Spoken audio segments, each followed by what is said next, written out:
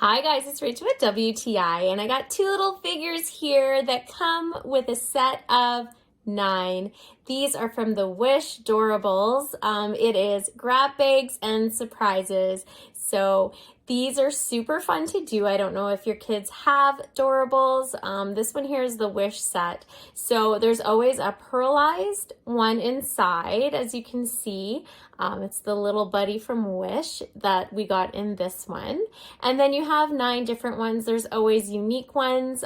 These Disney Doorables are super cute and super fun for kids. The detail on them is so cute. They are plastic.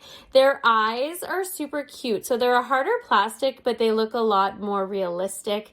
I like how they caught just the way that these characters look in the movie. It's super fun because every kid loves to do things that are surprises.